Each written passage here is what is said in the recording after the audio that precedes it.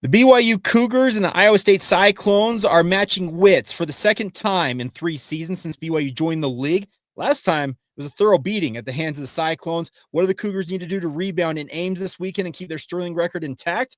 We're digging into it in a crossover edition of Locked On Cougars and Locked On Cyclones.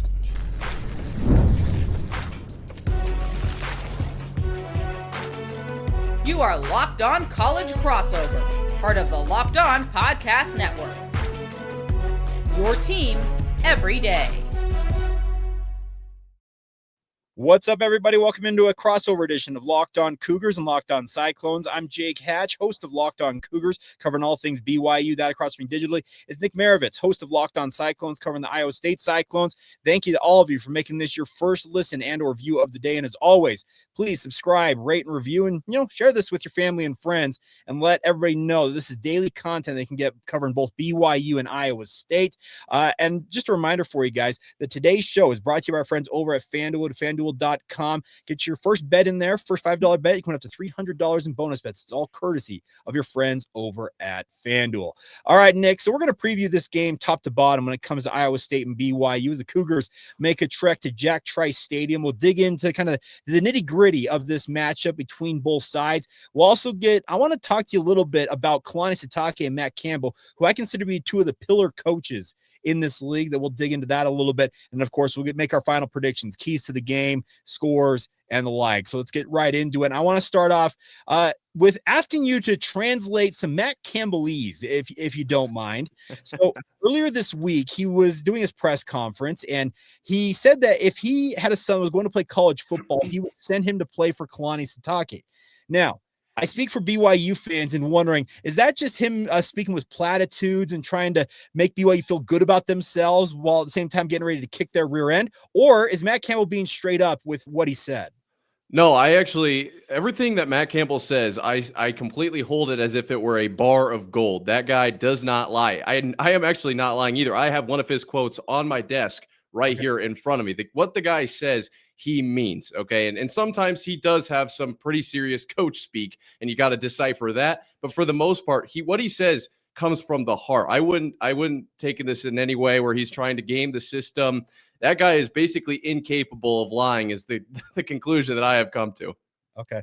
Well, and he's built a phenomenal program out there at Iowa State, and we'll get to some of these different topics, but I want to start off by asking you about Rocco Becht, because he is, I think, one of the quarterbacks that he gets mentioned a lot, but doesn't get like the pub the other quarterbacks in the Big 12 gets that I think he deserves, because he's been an absolute pillar in that football program. And I'm a San Francisco 49ers fan, so I know another former ISU quarterback that I root for heartily in Brock Purdy was an absolute star there in Ames as well. Where does Rocco Becht stack up in your mind in terms of what he means to ISU versus a guy like Brock Purdy in the past?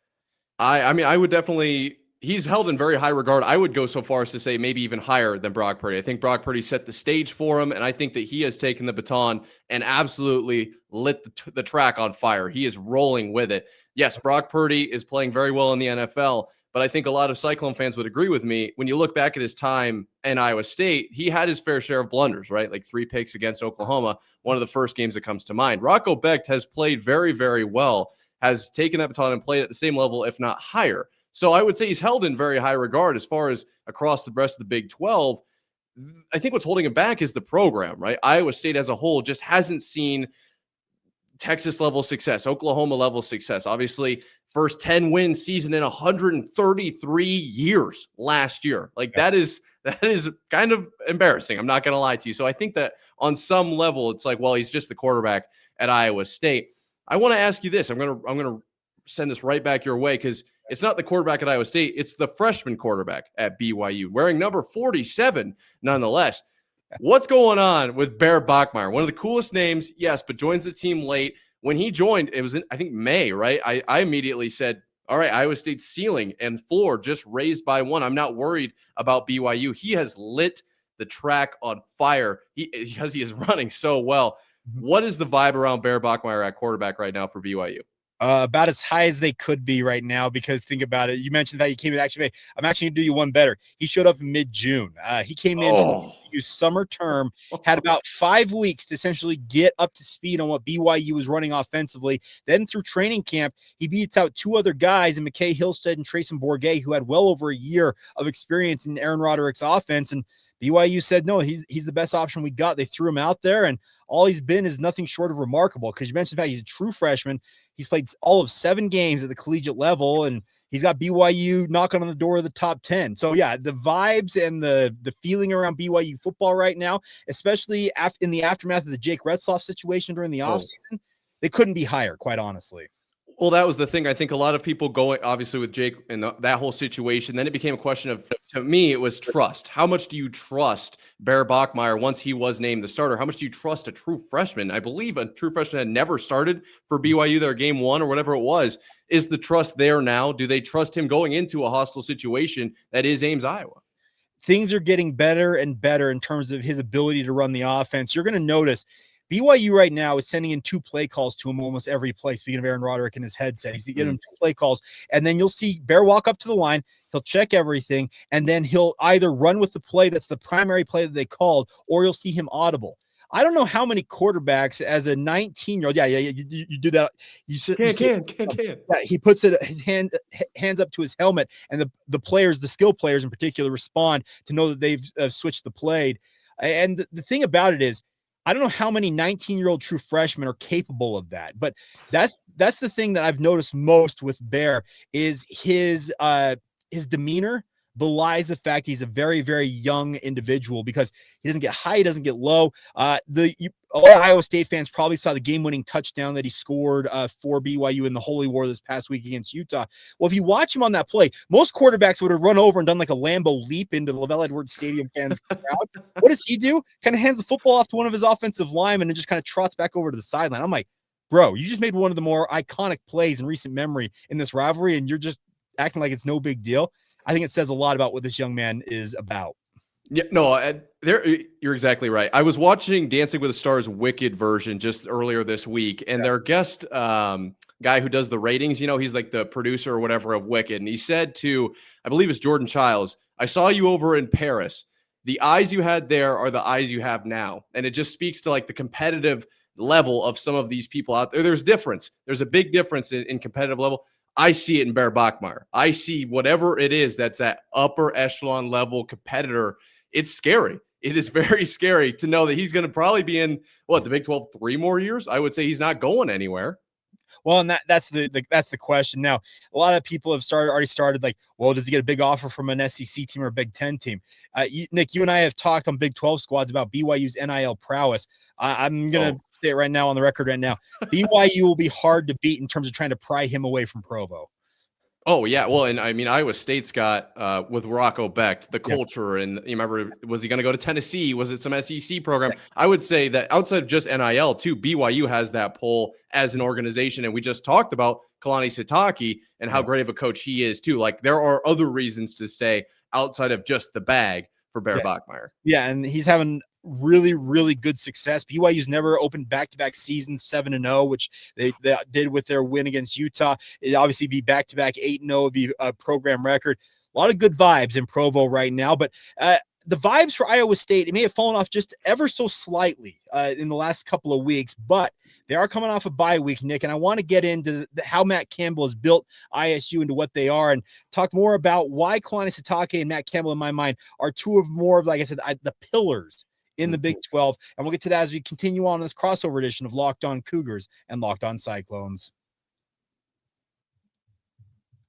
Today's show is brought to you by our friends over at Quo, formerly known as Open Phone. It is helping make a huge difference for business owners. It is the same great business phone system you've heard us talk about in the past, just with the new name. And here's why it matters. Every missed call is money left on the table. When every customer conversation counts, you need a phone system that keeps you connected 24/7. Quo is the #1 business phone system that streamlines customer communications. It works right through the app on your phone or computer, so no more carrying 2 phones or relying on a landline that can go unanswered. The best part is about Quo, formerly known as Open Phone. It lets your team share one number and collaborate on calls and texts like a shared inbox, so no customer gets left hanging. And whether you're a solo operator or juggling everything, along with being a part of a bigger team. Quo makes it easy to stay responsive and professional. See why 90,000 businesses are trusting Quo, formerly OpenPhone. Get started free and get 20% off your first 6 months at quo.com/lockedoncollege. That's QUO.com/lockedoncollege. You can even keep your existing number for free. That's all courtesy of Quo. No missed calls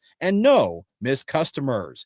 Today's show is also brought to you by our friends over at FanDuel. The NFL season is ongoing, and FanDuel has an offer you do not want to miss. Right now, new customers can bet just $5 and get $300 in bonus bets if you win. That's right. Pick a bet, put down $5, and if it hits, you unlock $300 in bonus bets used across the app or on FanDuel's website. The best about FanDuel, it makes it so easy to play in many different ways. Parlays, player props, futures, odds. If you're not a football fan, maybe basketball may be up your alley. That's just starting off with the NBA season, college season on the way as well. It makes watching football even more exciting when you have a little extra action. Writing on the result. And the best part is whether you're a casual fan or love diving into the stats, FanDuel makes the game day experience so much better. So what are you waiting for? Visit FanDuel.com to download the FanDuel app today and get started. Once again, that's our friends over at FanDuel. Thank you once again for making Locked On Cougars and Locked On Cyclones your first listen of the day. Hope you all are doing well out there. Jake Hatch, Nick Maravitz breaking this game down. And Nick, I asked you a little earlier to translate some Matt Campbellese for me on the podcast, but give me a sense, because I feel like every time an opening comes up at a higher level, it feels like in some people's minds in college football, if the NFL, that Matt Campbell's name gets bandied about as, hey, is this the job that'll pry him out of Ames? What has Iowa State done to keep Matt Campbell in place when it feels like every other open job seems to say, hey, is Matt Campbell ready to leave? Well, actually, it's a good question, because there were some comments made earlier this season and in the end, like towards, I think it was the end, either the end of the offseason or early on in the season, where Matt Campbell is like, I actually have no say over the schedule at all. And so those kinds of comments, I actually raised an ear to. Is that what's going on there? But for the most part, I think they've let Matt Campbell run his program how he needs to run his program. They haven't expected him to make a bowl game every year or the Big 12 championship every other. I mean, obviously in the last few years, a lot of success, but how long has he been at Iowa State, right? It wasn't in year 3, year 4 where they said, look, figure it out this year or you're canned, right? And in years where he's picking up 4 wins after success, it's not like, all right, well, I guess you had one lucky season. See you later. They trust the process. They let Matt Campbell run his ship and bring in guys that he believes are Cyclones. I think that's how he does his recruiting. On some level, it's yes, they need to be extremely talented at football. They need to be able to understand the game well. But at the same time, they need to be great men. And he's very good at building a very solid program from the culture standpoint, from the ground up. And they can handle situations like this as kind of like a consequence of that.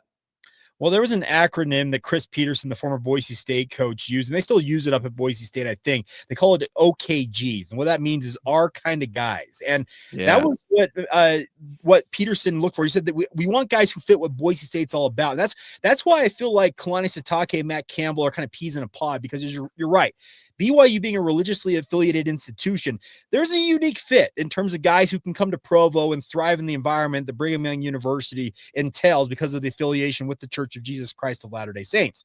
But I think Iowa State, even though it's a secular institution, what you've seen Matt Campbell build speaks exactly to him having his OKGs, our kind of guys that fit in there in Ames. Because let's be honest, Ames is a little bit out of the way. Provo's kind of out of the way as well. And that kind of fits, I think, with the whole ethos of the Big 12 as well. And it just feels like these two programs understand who they are and target people that they know are going to fit in these programs.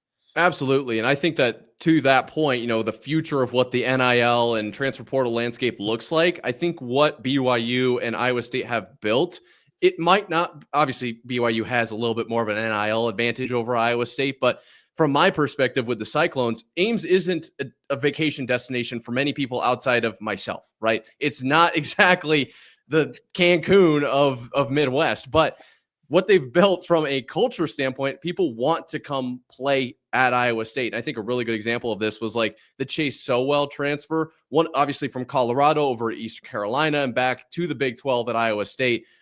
He's an OKG, right? And I think that BYU has that same level of like, yes, I understand the NIL is slightly different, but outside of that, there is like that level of, I want to play here. This is a university that I want to compete for, as opposed to some guys who might go, they'll play at Miami, whatever. It's just they're going to pay me $4 million, and then we'll see what happens next offseason.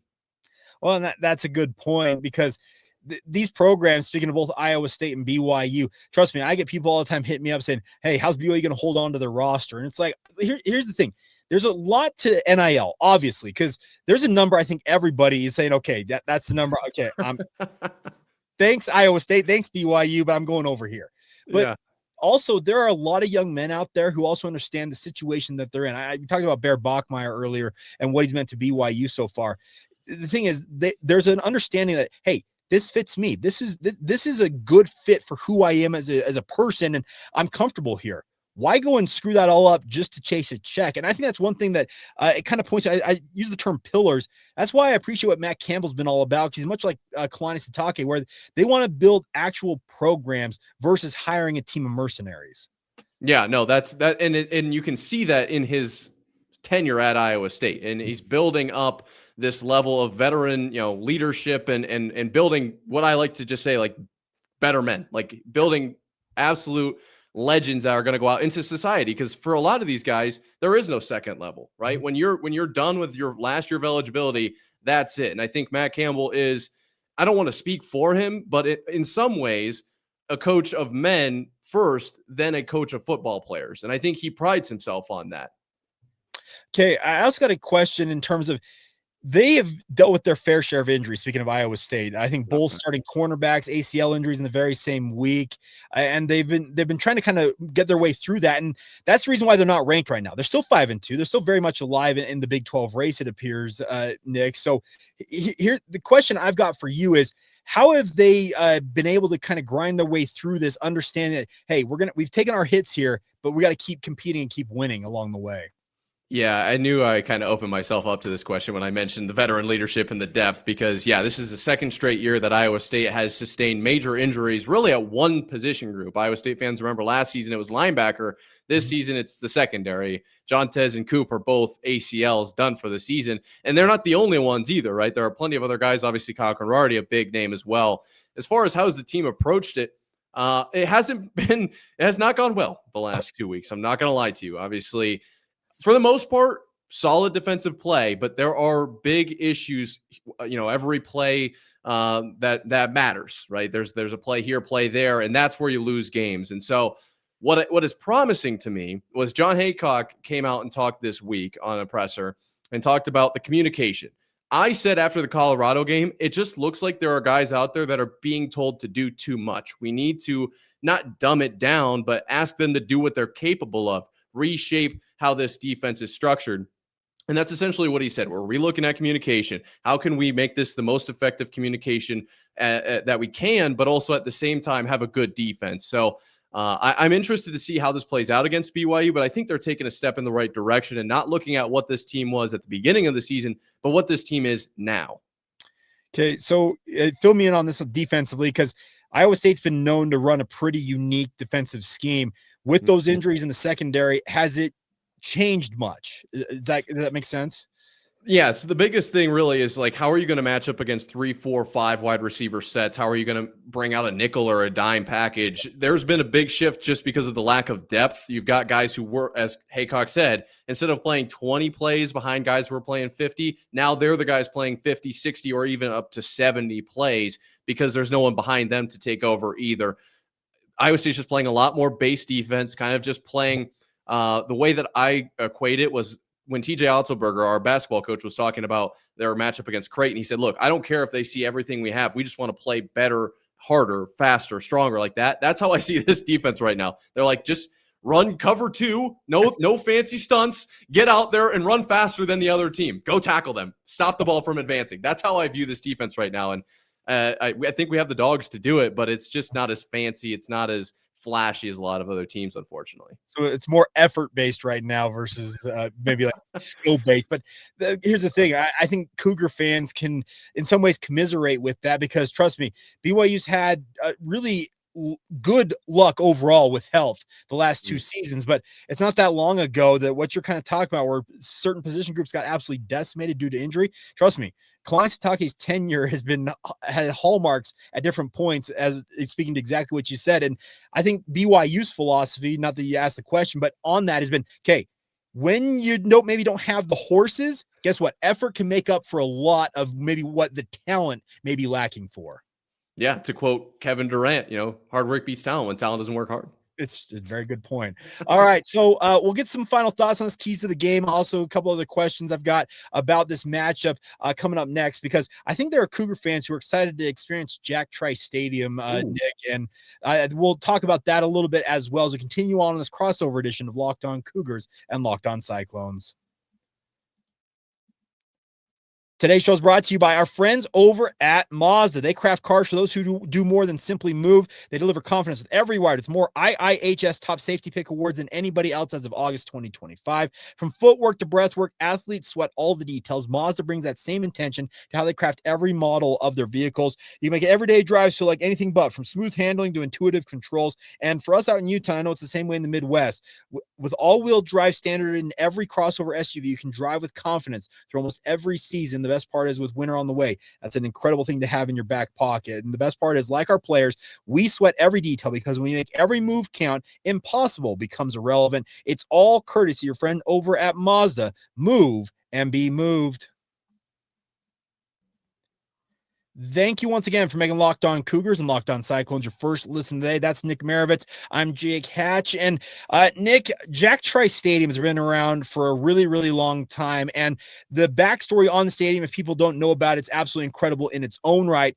But if Cougar fans are going to Ames to experience this for the first time, what do they need to know? Yeah, I think the first thing you need to know is that Iowa State fans are going to be extremely welcoming, right? Iowa State fans, I think, are maybe one of the best fan bases in the Big 12. And so don't be afraid to walk around to some tailgates, have some conversations. Obviously, you mentioned the lore of the stadium itself is very deep, but every individual fan has their own story as well. And I'm sure that they would love to hear yours. I always joke the ticketing situation was really quite grim for a while there. So my initial tip would have been to get to the stadium early, but I think they fixed that. So don't worry too much. Go out. Have as much fun in the tailgating lots as you can, and then get inside and enjoy the game for what it is. But no, I've heard a lot of BYU fans are going to be there. I'm very interested to see, because Jack Trice has a unique home field advantage. I believe Iowa State's only lost at home one time over the last 2 years, I think is what it was to Texas Tech last season. And I wonder if enough BYU fans will be there to disrupt that. Do you think that could be a key factor to this game? Well, let's just put it this way. BYU is known to travel extremely well on the road. And there's a lot of people, there's a misnomer about the BYU fans saying, well, they're all coming from Utah. The funny thing is, a lot of them live in your local community. You just may not know it. And I would imagine a lot of people in the Midwest area, whether it's in Iowa, coming over from Illinois, like there are going to be a lot of different Cougar fans who are going to show up just from the greater, I guess, area around Ames. Yeah, they'll be the group that will travel from Utah. But BYU has been very capable this season, Nick. I went to Colorado and experienced it firsthand, where they have a strong representation, and it causes the home fans to kind of look around and say, why is there so much blue here? What's going on? Well, blue is such a stark contrast from red too. It will definitely stand out. I do have a question for you. Aside from fans and all of that, on the actual field, I want to get this question in. Do you think that there is an element of this team is still undefeated? Obviously, you want to continue that undefeated season. Rocco Beck talked about over the last 2 weeks, he's kind of been like forcing things, right? He's kind of just trying to get it to work. Do you think that could play a role in this one? Could BYU kind of try to just play a little too tight, try to force this win, and Iowa State's going to be loose, free after the bye week? You've lost 2. Who cares? Play free, and that could get the win. It could. Here's the thing about this. BYU played the rivalry game week 9 last year against Utah. Following 2 games, 2 losses that eventually knocked them out of the chance to play for the Big 12 title a season ago. The post-rivalry lull or letdown, whatever you want to term it for BYU, it's a real thing. And they have talked ad nauseum this week about avoiding that, because they learned a hard lesson last year, losing to Kansas and then to Arizona State in the 2 weeks after that rivalry game. They very well could, though, because the pressure is on BYU. They're ranked 11th, Nick. They're carrying the banner of the Big 12 right now. They're the highest ranked team in the conference by virtue of Texas Tech dropping to Arizona State last week. So, yeah, there's pressure mounting on this BYU football program. They have said that they're not gonna focus on that, but I got some thought in the back of my mind that it's going to weigh on them a little bit, and especially combined with the fact that, yeah, they're coming off a very, very heated rivalry that it sucks up a whole lot of emotion, and you feel almost spent in a way in the aftermath. Yeah, I remember that BYU Utah game last season, and I actually remember being really upset at the ending of that game because it was so with the penalty, but what was going, that whole thing. And I've had some BYU fans say that this ending was a little bit different, so that could play a role in obviously the hangover. But Iowa State against Iowa, right? Even look at that game. Iowa State does get the win in Jonesboro, but did not look very good. I am definitely in that camp that says that the hangover against the after the rivalry is very, very real. Do you think that the offense will have enough firepower to beat this banged up defense, or can the essentially new style of Iowa State's defense just play fast, kind of catch BYU off guard? Because Iowa State against Arizona, that was a big point of like Arizona doesn't really have a style. They just literally run as fast as possible. Like, look out. They do. It's all on Noah Fafita, it feels like, in that Arizona offense. The thing about BYU's offense this year, Nick, is it's been very methodical. They play at a fairly slow pace. They huddle up almost every down, unless it's like a 4 minute or 2 minute offense situation where they feel like they need to speed it up just a little bit. So they will slow it down. And they have been a very strong run-oriented team. LJ Martin is top 5 in the country right now in rushing, and he looks at the peak of his powers. Now, the depth behind him has kind of been a question mark for BYU, but he's been proven capable of taking 25, maybe 30 touches in a game and being just fine doing that. BYU's philosophy going into this game is not going to get away from that. I really do think it's going to be a lot of ground and pound, and then Bear Bachmeier in the play action game, where he's been very, very effective this season, because it's kind of the tried and true method right now with him as a freshman quarterback. I expect Iowa State to load the box, much like Utah, much like West Virginia, much like Colorado, and try and force this game onto the arm of Bear Bachmeier. But his running ability combined with LJ's still makes it fairly effective. We'll see how it goes against this ISU defense, because I do wonder how ISU holds up against some of the skill players. Chase Roberts is BYU's top wide receiver, obviously. They have a couple wide receivers who are still a little banged up, like JoJo Phillips, so I'm not expecting to see them this week. I am interested to see if BYU star players can shine here, or if they're targeted by ISU to shut them down, essentially put this on Bear Bachmeier's shoulders. Yeah, and I would say that I think Iowa State has not struggled, but not looked great against running quarterbacks all season long. So I'm going to be very interested to see how that defense plays out. And I'll throw in this last nugget for you. I'm past the defense at this point. Whatever the defense gives us is the icing on top. I want to see this offense out there just basically running sprints. I want to see them scoring 60 points a game. And that for that reason, I am going to go with a high scoring. I'm just going to be hopeful at this point. I'm going to say Iowa State wins this one 31-30. You can't really rely on the kicker at this point. We are not really sure of. I'm not going to lie to you. The only time I don't trust Matt Campbell's comments is around the injury bug. So if whatever he says, I'm just going to assume Kyle's out, and I'm not going to give him very many field goals. But I think they have to get in the end zone a bunch of times in this one to beat BYU. I'm not trusting the defense right now. Okay, I've got a question about the offense here, because we talked about Rocco Becht, but it seems like it's very much a lot of tight end action, a lot like it's kind of a unique look. So fill BYU fans in just real quick on what to expect the look wise offensively from ISU. Yeah, I don't have the numbers as of late, but I know going into the Iowa game, Iowa State was number 1 in 13 personnel and 2 in 12 personnel or something like that, only behind Iowa. Iowa State loves to run a lot of heavy tight end sets. They have gotten away from that as far as target share as of the last few weeks, kind of shifting more towards the wide receivers after Chase Sowell's breakout game against Arizona. I want them to get back to the tight ends. I don't know if that's necessarily going to happen. Rocco did mention in his press availability this week that he met up with the wide receivers, with the tight ends, got in the film room. They really rehashed out the fundamentals. Where are you breaking on this route? Where are you going in this situation? So I expect that the pass game will be back up to snuff. But don't forget, Carson Hansen sounds like he might be a go after not being in last week with a concussion. Abu Sama still a threat on the ground. This Iowa State offense might be back. Period. They might be back, but I'm hoping it goes back through the tight ends. You're exactly right. So we'll see how it all goes. So remind me what you had your prediction. You said, what would you say the score was you were looking at? I am hoping it's a heavy Iowa State offensive day. I'm going to go say 31-30. Okay.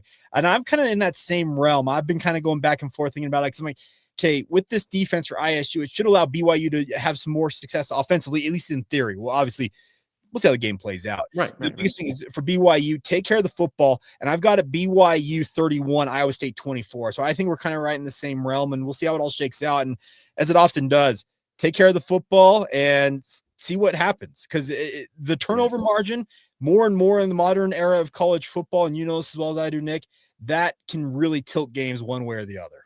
Oh yeah, when it comes to key takeaways or place keys to the game or whatever, that's an easy one that I just skip over, because it's like, yeah, obviously if you win at this point, if you lose the turnover battle, you might just be cooked. Like, let's look past the super obvious. Yeah. Well, yeah, and we'll see how it all shakes out. I know that Cougar fans are excited to face off against Iowa State, obviously experience Ames and everything it entails. And if Cougar fans want more of your work, sounds like a lot of them already found it, Nick, but where can they find you? Yeah, Locked On Cyclones, your team every day, at Nick_Marvel on Twitter. I am hiding on Instagram and TikTok. If you look, you will find me. It's a hide and seek game. I like that. Yes. And Iowa State fans, if you want more BYU content, check it out. Locked On Cougars, wherever you get your podcasts, also available on YouTube. And if you want to hit me up on social media, 2 different ways: Locked On Cougars on Facebook, Instagram, or Twitter, or my X/Twitter account, Jacob C. Hatch. Nick, as always, it's a pleasure. I'm sure that some Cougar fans who watch the Big 12 squad have heard you speak more than they've probably ever experienced. Hey, new guy Nick does have a voice, and I stand on that. He does. As always, my man, thanks for taking the time. Yeah, thank you, Jake. It's going to be a fun one. This should be a fun one. All right, thank you everybody for tuning in. Thank you for making Locked On Cougars and Locked On Cyclones your first listen of the day. Please subscribe, rate, and review, and come back tomorrow and be an everydayer right here on the Locked On Podcast Network.